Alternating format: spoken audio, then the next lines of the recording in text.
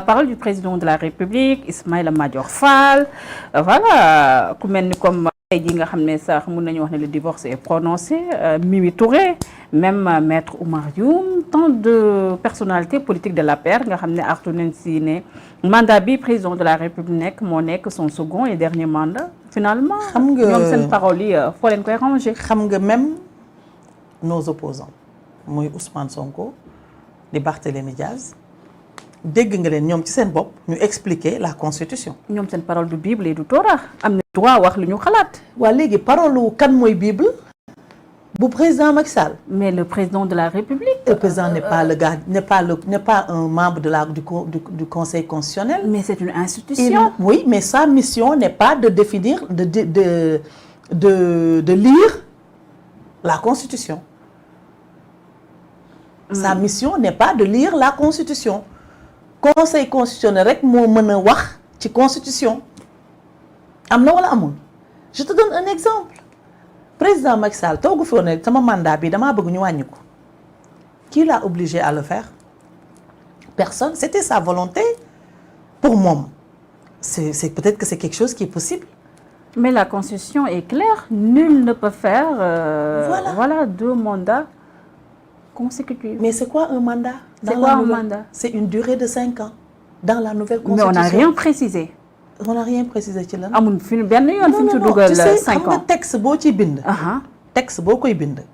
da nga naan le mandat. boo duggee ci Constitution moi je l'avais souvent dans mon sac. da ngay gis ñu ne le mandat. 2 points. Le mandat est pour il est défini. Si on doit traiter un sujet, il faut définir d'abord le sujet. On dit le mandat est pour une durée de 5 ans. La Constitution actuelle ne connaît pas un mandat de 7 ans. L'ancienne Constitution, oui. Si ça avait continué, le président aurait 2 mandats de 7 ans. Mais la nouvelle Constitution ne connaît pas de mandat de 7 ans. Ça, il faut être honnête et l'accepter. C'est le mandat de 5 ans. Il est à son premier quinquennat. Il est possible qu'il ait un deuxième quinquennat. Mais moralement aussi. Pourquoi? Est-ce que loolu tey jii le président de la République nga xam ne un peu partout gis nañ ko ci plateau de télé yi nga xam ne à l'étranger muy artu ci second mandat ci dernier mandat tey jii moralement ak tamit sa parole est-ce que loolu dina ko jëmmal mais wala sax jëmmal aussi le pays. muy artu ci muy artu. ne moom bi moo nekk dernier mandat am gis nañ ko mu wax ko un peu partout à l'étranger. waaw xam nga le président avant muy def. Constitution. Finalement, est-ce qu'il n'est pas pris en otage par les gens de la paix? Non, il faut pas penser comme ça. Je dama lay expliquer. Xam nga booy dem référendum, tu écris des modifications que tu soumets au peuple. Xam nga su fekkee da nga koy soumettre Conseil constitutionnel. Conseil constitutionnel analyser la ba pare. nga door a soumettre au peuple. Confusion du am. Mais comment ça se passe? Le Conseil constitutionnel ne peut pas analyser ce que le peuple n'a pas validé. D'abord, est-ce que dégg nga wax bi le président ñu bind le président un homme intègre il avait dit je veux que mon mandat de 5 ans soit réduit de 7 ans soit réduit à 5 ans. Le Conseil constitutionnel lui a dit c'est impossible, le mandat ne peut pas être réduit. C'est un mandat qui t'appartient pas, ça appartient au peuple. Si tu veux diminuer le mandat, il faut aller faire un référendum. Et le mandat, on ne peut pas le toucher. Ce ne sera pas ce mandat-ci, mais les autres mandats à venir. Mais le président, il a exécuté la décision du Conseil constitutionnel. Mais tey jii tension sociale bi fu mu toll. amul benn tension sociale. yëkkati waxuma deuxième quinquennat bu président Macky Sall. Est-ce que du mettre aussi le pays ci benn kaw boo xam ne. kenn du ci génn. benn tension sociale amul. Élection locale, il y a 557 collectivités. La coalition Benno Bokk Yaakaar en est presque à 400 et quelques. On est d'accord? Ku nekkul majoritaire ci sa dëkk boo fa tekkiwul dara kenn du la fal. Mais vous avez perdu les grandes villes, hein? Comment ça, les grandes villes? Ça fait partie du Sénégal, non? On est au Sénégal. On est majoritaire. Élection législative.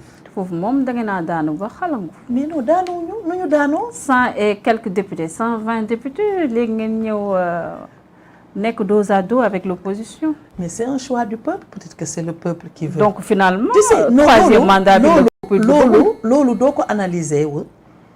Je dirais même pas choix du peuple. Je dirais c'est le choix des localités. Parce que élection législative, c'est des candidats au niveau local, au niveau de leur circonscription électorale qui se sont affrontés. Xëy na ñi liste APR présentée yeneen liste présentée ñeneen les populations de ces circonscriptions là ont eu le droit de choisir ne man Ndiapa ma gënal au lieu de Yaay Fatou. Ça n'a rien à voir avec l'élection du président de la République qui est un suffrage vraiment pour yoo xam ne nag tous les Sénégalais se prononcent en même temps.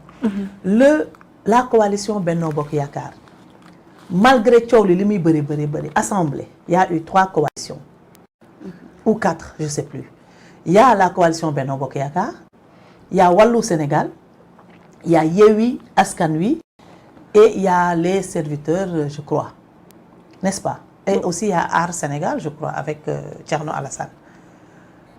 Parmi ces 5 coalitions qui étaient et les autres, aujourd'hui les 5 coalitions qui sont représentées au niveau de l'Assemblée nationale, la coalition Benno Bokk Yaakaar est extrêmement majoritaire. Nous, le nombre de députés que nous avons, aucune coalition n'a presque pas la moitié. Voilà, donc c'est comme ça qu'il faut le dire. Rond-point bob, ça veut dire qu'on est majoritaire dans ce pays. Et aussi, il ne faut pas oublier, ces élections-là, nous, dans notre propre parti, on a des querelles internes qui ne nous ont pas été favorables, c'est-à-dire c'est des batailles de leadership. Et qui continuent encore, hein? Non, ça ne peut pas continuer. Attends. On a vu Mimi Touré claquer la porte, Abdoulaye Diouf Sarr, voilà, ben tank bi mom tek nako ci bête bi. Gis nga politique. Xolal politique damier la. Pion génn pion dugg rek. Ah oui, bu rendez-vous bu joté nak les présents vont lever la main. Affaire bi lo rek la. Est-ce que vous comprenez? On l'a toujours vécu. La politique, c'est des voilà, c'est aujourd'hui on est ensemble, demain peut-être qu'on ne l'est pas. On a des points de vue. Moi, l'arène politique est une bataille d'idées. Il faut avoir les reins solides. Parce que ils peuvent avoir des divergences, des différences d'idées. Dingue. En face. Donc, politique, c'est il faut marcher à pas de caméléon et à pas sûr. Tout à fait. Voilà. Madame Yaye Fatou Diagne, émission bi jeexna mais duñu jeexal te duñu wax si structure bi nga xamné mom nga jité, vous êtes mairesse aussi coordinatrice nationale bu programme de modernisation et de gestion des marchés.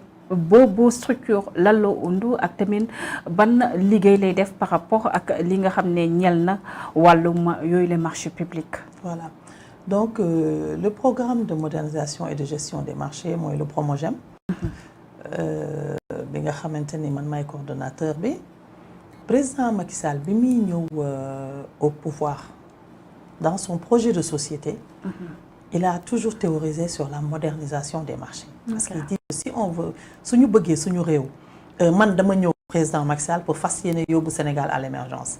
Les marchés représentent une vitrine boo xam ne fa la ñuy développer l'activité économique. Donc suñu marché ni mu mel nii dañ ko war a moderniser. Alors jamono day dox c'était pas un programme prioritaire.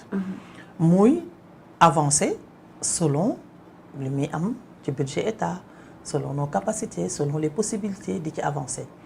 Il y a eu des concours de circonstances, c'est-à-dire il y a une recrudescence des conséquences de l'installation anarchique qui am ci marché. Voilà, donc une recrudescence.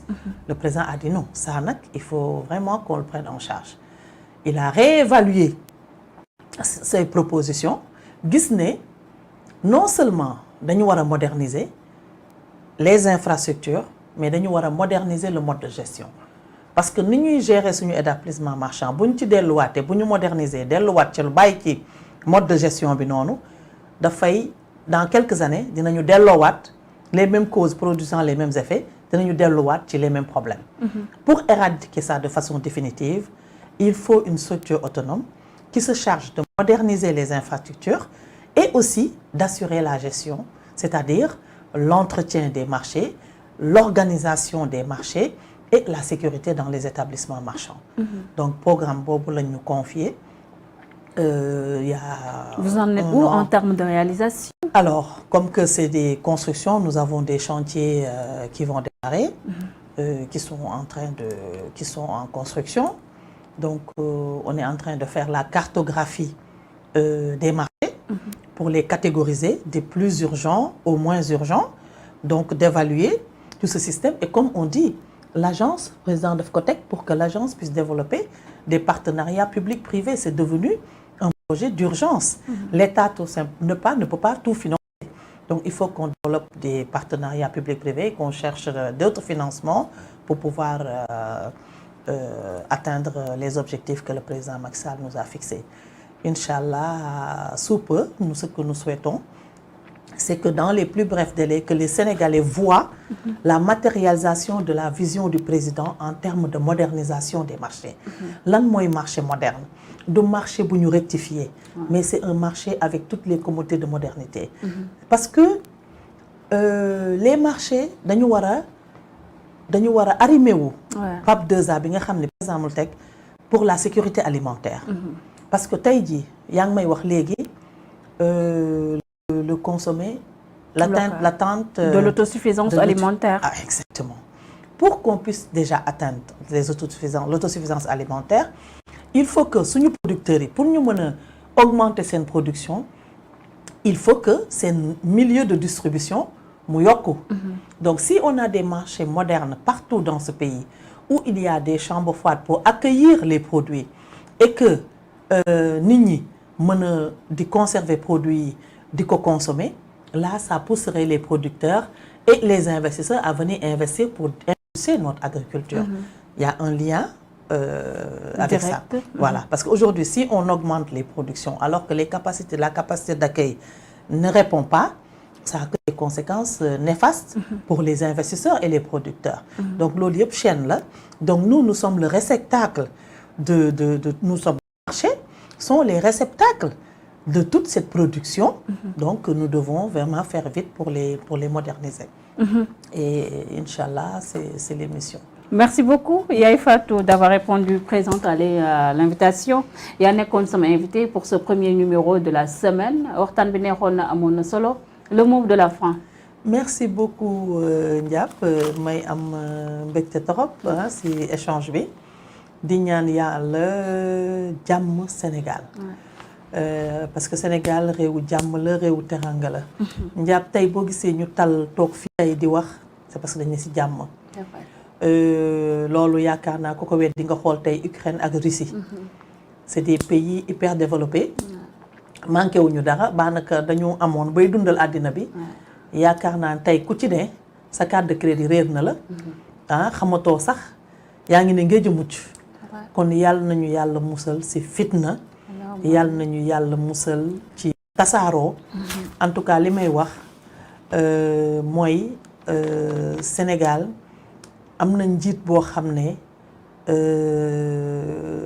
mu ngi teg suñu réew ci yoon. te chinois yi tey lu tax en quelques décennies ñu raw ci àddina bi parce que dañu ànd dans la discipline et la synergie et la symbiose. Def nañ élection, on a choisi un président de la République ñëpp dañ ko war a jàppale ànd liggéey ba mandat bi jeex. suñ dematee élection ñu def bilan, moom day proposer bilan. Keneen ku bëgg ne man kii li mu fi def am naa beneen solution ñu bàyyi peuple bi mu choisir. Et ça, c'est ça qui va préserver notre pays. xëccante beeg dóorante beeg jooru ko yàlla nañu ci yàlla musal. Vraiment loolu la amoon, c'était un cri de cœur boo xam ne ñun amuñu lu dul Sénégal. te jàmm rek moo jara sàmm.